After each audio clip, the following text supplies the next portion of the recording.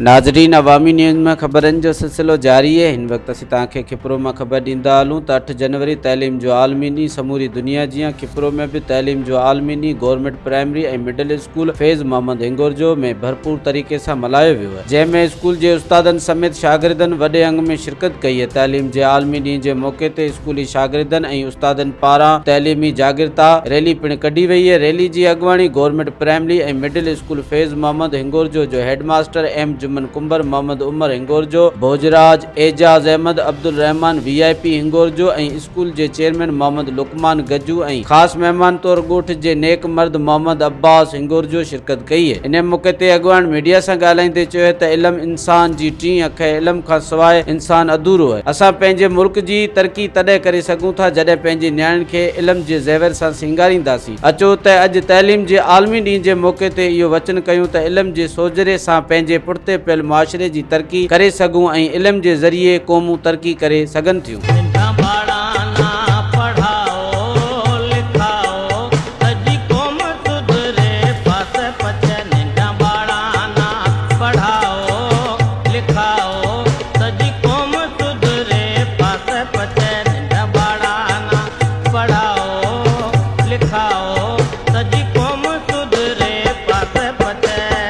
अज 8 जनवरी ते तइलीम जो आलमी ॾींहुं आहे। इन मुनासिब सां SOP तहत असां अॼु तलके खिपरे जे बैराड़ी जो ॻोठ गवर्नमेंट बॉयज़ प्राइमरी स्कूल ऐं गवर्नमेंट लोअर सेकेंडरी स्कूल फैज़मंद हिंगोरजो में अॼु 8 जनवरी ते तइलीमी जो आलमी ॾींहुं जे हवाले सां बाक़ाइदा ॾींहुं मल्हायो आहे ऐं माण्हुनि में शऊर ऐं अवेयरनेस सुजागी ॾियण लाइ इलाइक़े जे नेकमर्दनि खे घुरायोसीं ऐं स्कूल जा ॿार SOP तहत बाक़ाइदा सां असांजे स्कूल में अॼोको आलमी ॾींहं जे हवाले सां ॿारनि बाक़ाइदा नंढी रैली कढी आहे ऐं ॿारनि में असां शऊर इल्म जे हासिलु करण लाइ पंहिंजे नियाणियुनि खे तइलीम ॾियण जे लाइ उन माण्हुनि खे असां पैगाम पहुचायो आहे वालिदिननि ताईं ऐं समूरनि छोकिरनि खे नियाणियुनि खे असां पैगाम ॾियूं त बाबा इल्म जो ज़ेवर जेको आहे उहो आरास्ता असांखे करिणो आहे। इल्म जे ज़ेवर में ई असां दुनिया में इनकलाब आणे सघूं था।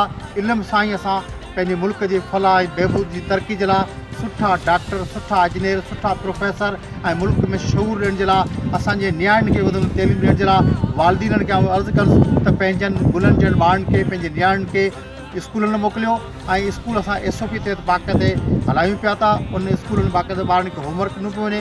असां चाहियूं था त हिन मुल्क जी तरक्की तॾहिं थींदी जॾहिं नियाणियुनि खे तइलीम मिलंदी ऐं असांजा नंढड़ा महसूम गुलनि जहिड़ा ॿार पोइ पियल इलाइक़े जा ॿार जेकॾहिं पढ़ी वॾा पौधनि ते माणींदा तो इंशाल्लाह असांजो मुल्क तरक्की कर। मज़ीद खबरों और तफसीलात के लिए विजिट करें हमारी वेबसाइट www.awamiNewsHD.com।